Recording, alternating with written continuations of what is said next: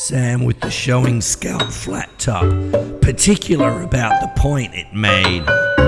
Why, when I was knee-high to a grasshopper, this black juice came out on a hard-shelled chin, and they called that tobacco juice. I used to fiddle with my back feet music for a black onyx. My entire room absorbed every echo. The music was thud-like. The music was thud-like. I usually played such things as roughneck and thug, opaque melodies that would bug most people. Music from the other side of the fence. A black swan figurine lay on all-color lily pads on a little conglomeration table of pressed black felt, with same-color shadows and seamed knobbed knees and whatnots. The long hallway rolled out into oddball odd beside the fly-pecked black doorway that looked closed on the tar lattice street. Up a wrought iron fire escape rolled out a tiny wooden platform with hard, dark rubber wheels. Roll screet, roll screet, roll screet, Sam with the showing scalp flat top, particular about the point it made. Sam was a basket case, a hard and dark ivory clip-held, saleable everyday pencils. I wish I had a pair of bongos. Bongo Fury! Bongo Fury!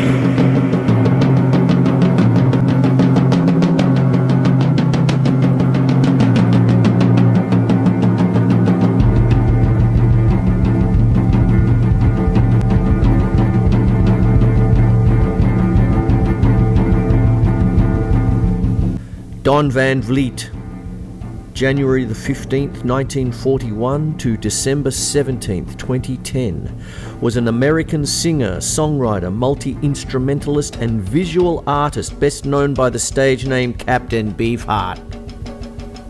Conducting a rotating ensemble known as the Magic Band, he recorded 13 studio albums between 1967 and 1982. His music blended elements of blues, free jazz, rock, and avant-garde composition with idiosyncratic rhythms, absurdist wordplay, a loud, gravelly voice, and his claimed wide vocal range.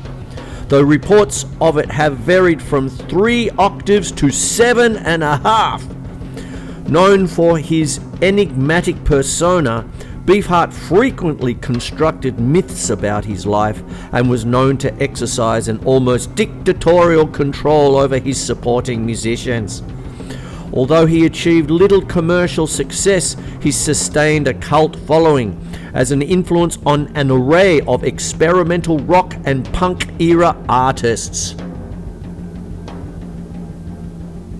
A prodigy sculptor in his childhood, Van Vleet developed an eclectic musical taste during his teen years in Lancaster, California, and formed a mutually useful but volatile friendship with musician Frank Zappa, with whom he sporadically competed and collaborated.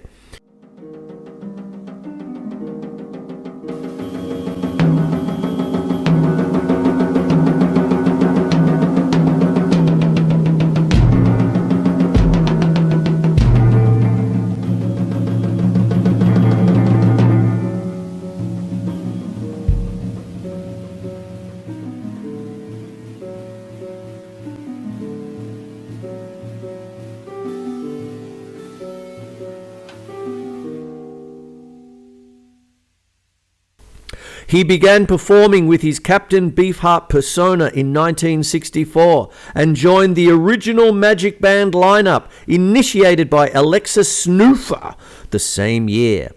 The group released their debut album, Safe as Milk, in 1967 on Buddha Records. After being dropped by 2 consecutive record labels, they signed to Zappa's Straight Records, where they released 1969's Trout Mask Replica.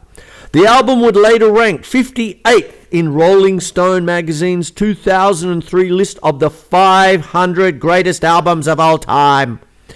In 1974, frustrated by a lack of commercial success, he pursued a more conventional rock sound, but the ensuing albums were critically panned.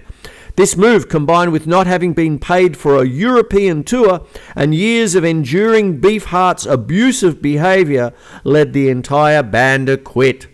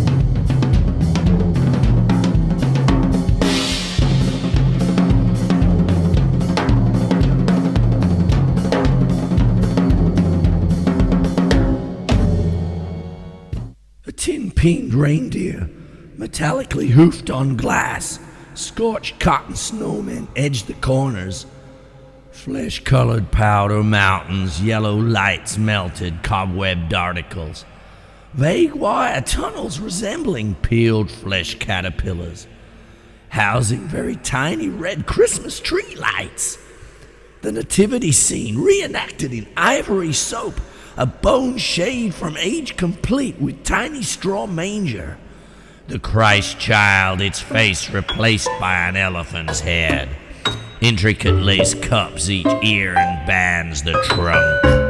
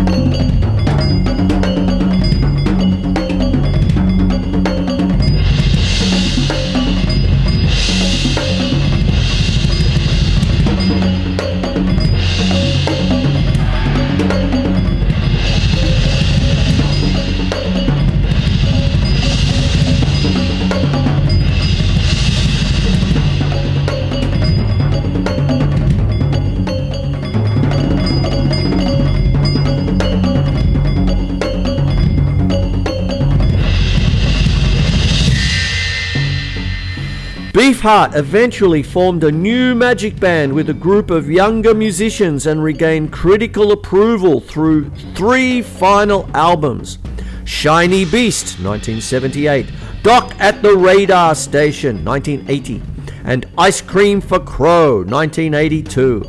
Van Vleet made few public appearances after his retirement from music in 1982. He pursued a career in art, an interest that originated in his childhood talent for sculpture, and a venture which proved to be his most financially secure. His abstract expressionistic paintings and drawings command high prices and have been exhibited in art galleries and museums across the world. Van Vleet died in 2010, having had multiple sclerosis for many years.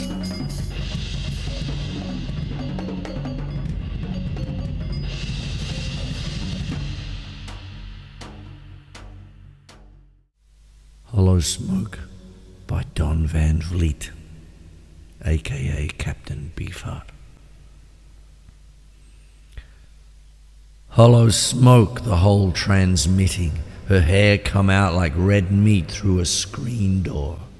Wiped her shoulder, balanced like a ball, her face was erect on a long thin neck.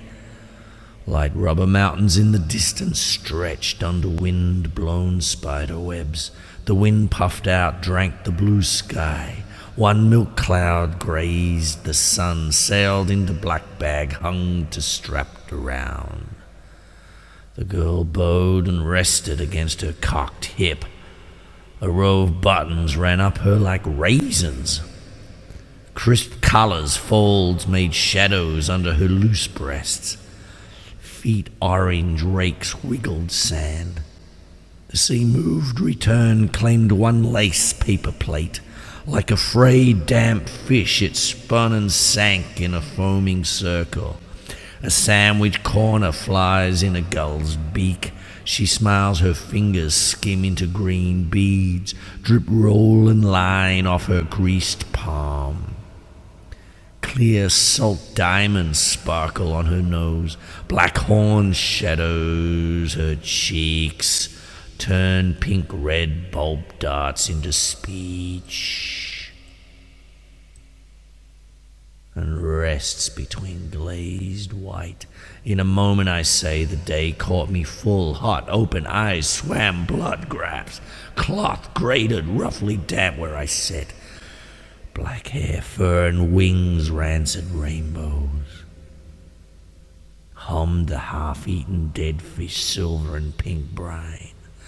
Bubbled from the torn-off fin. I searched for a stick. Poked the bloated bulb, one scale broke loose like a husk. Shaped like a fingernail, blew away like paper. Over my shoulder the sand made the highway crawl. Black and wavy, my car looked important. A fat person moved noisily by with two small children. On either hip disappeared down the beach as decorated genitals under an umbrella. Rocks stuck my buttered body. I caught one under my nail and flicked it with my thumb. Pina said, "You look like a sugared strawberry. We better get going before it gets cold and it makes us too hot." Pina danced like a wounded stork. Held her foot up, screaming, "I've been bitten by something." I consoled her. "You have been attacked by a coke cap." Its angry teeth prints fading. Pina exclaimed, "That's the raspberries." Oh, banana-like, a limp star drooped from her free hand. This situation pleased the old man. His face smiled, leather laughter. The thermos opened. The inside of the car tasted like the caramel you walked by. "This is cold, this is too... Somebody will see if we do something about it. It's too day." "You wanted to? It was your idea. It's damp and cold and noisy at night, though. Cops might arrest us. Who cares how we go together, but Jesus!" "Pina, your legs are pretty as a crab the way they open." "Are they like pincers?" said Pina innocently. "Whales never come out of water, do they?" Pina tongued. "If that had happened, it would be a sticky situation. Listen to the ocean." "I can't. All those little ears. Ha ha. Pina exclaimed, "That's the raspberries." What more could you want than to be brought up? The old fart's heart beat like a drum. His mouth was dry, and there was an angry welt throbbing from where he'd been poked earlier that day while posing as a dead fish. One fly had crawled through the nostrils in his intricate trout replica mask and had somehow got fouled up in his intricate air bulb atomizer breathing device, and it whistled and stank and tickled with every breath.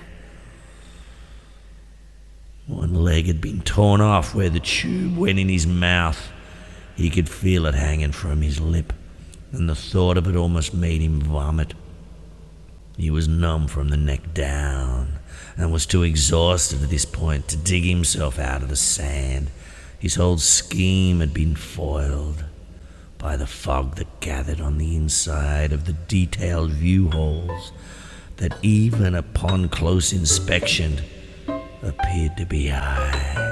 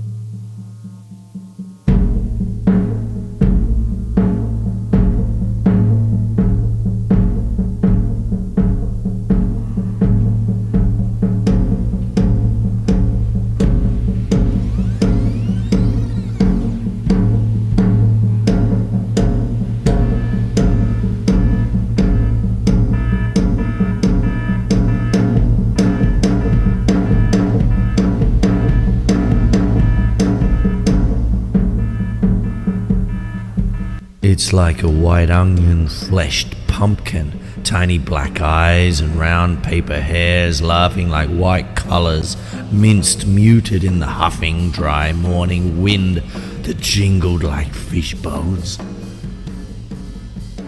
The black felt loam seeped hungrily, and the waxy paper stones puffed green-tongued cactus with red-hat thorny flowers seeped lazy in their thirst searching in their protected nakedness in the bottom of Arizona's ocean. The sun stroked the grey-fleshed drunk curtains, and the lizard flipped off like a star of scales and puked a fly of a yolk yellow throaty chirp. A senseless dust devil sucked the brush debris, chimney soaring invisible waterfalls, and drenched the still mirror. But Joshua grated and danced a crow on each handfinger, its green straw hat tipped off balance and web-like in spoken myth whispers. Deserted lady, beautiful and barren, a kangaroo rat swallowed its cotton nest from a feathered shadow jerking, her face tattooed with life forever. A picket fence poked the wet morning apron and ran around a tree. She grew old while she was young, so she could be young the rest of her life. Purple mounding dancers doped in stunned mirages.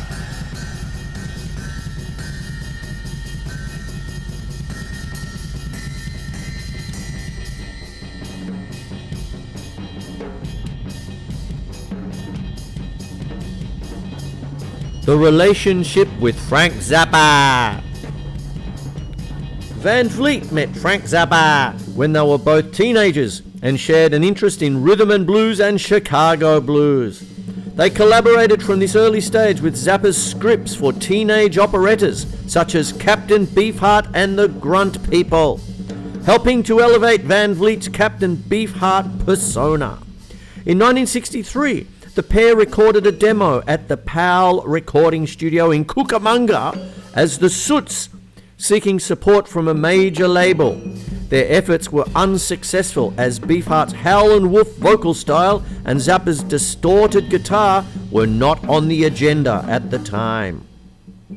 The friendship between Zappa and Van Vleet over the years was sometimes expressed in the form of rivalry as musicians drifted back and forth between their groups. Van Vleet embarked on the 1975 Bongo Fury tour with Zappa and the Mothers, mainly because conflicting contractual obligations made him unable to tour or record independently. Their relationship grew acrimonious on the tour, to the point that they refused to talk to one another. Zappa became irritated by Van Vleet, who drew constantly, including while on stage, filling one of his large sketchbooks with rapidly executed portraits and warped caricatures of Zappa. Musically, Van Vleet's primitive style contrasted sharply with Zappa's compositional discipline and abundant technique. Mothers of Invention drummer Jimmy Carl Black described the situation as two geniuses on ego trips. Estranged for years afterwards, they reconnected at the end of Zappa's life after his diagnosis with terminal prostate cancer. Their collaborative work appears on the Zappa rarity collections The Lost Episodes, 1996, and Mystery Disc, 1996. Particularly notable is their song Muffin Man, included on Bongo Fury, as well as Zappa's compilation album Strictly Commercial, 1995. Zappa finished concerts with the song for many years afterwards. Beefheart also provided vocals for Willie the Pimp on Zappa's otherwise instrumental album Hot Rats, 1969. One track on Trout Mask Replica, The Blimp, Mousetrap Replica, features Magic Band guitarist Jeff Cotton talking on the telephone to Zappa, superimposed onto an unrelated live recording of The Mothers of Invention. The backing track was later released in 1992 as Charles Ives on You Can't Do That on Stage Anymore, Volume 5. Van Vleet also played the harmonica on two songs on Zappa albums.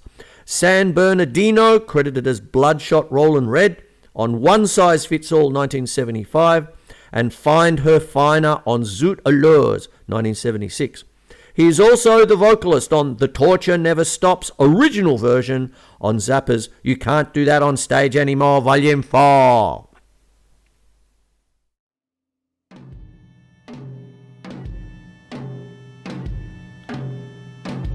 Untitled poem from the back sleeve of Lick My Decals Off Baby by Don Van Vleet, aka Captain Beefheart. Noon bouncing ball of warm beside child, deflating our veggie life puzzle. Our breaking bowl of winds, legs, leaves, lives, beehives, movies from each comb. Each pocket and drones, bouncing cones, prisons that melt flesh and bones, dust and dark, dusk-like, none numb numerals, noon ball warm besides the child. Ear holes, eye holes, air holes, dance, deflate, inflate, meet rainbows, flesh bonnets, her hair woven, toes kick dust away, drops, blue, yellow, red, green clocks, her heart pumps, stops, starts, plays, drops, eyes roll, rocks back and forth. She played through the sun, stuck out her tongue, stood on each of 3 decals. She licked each one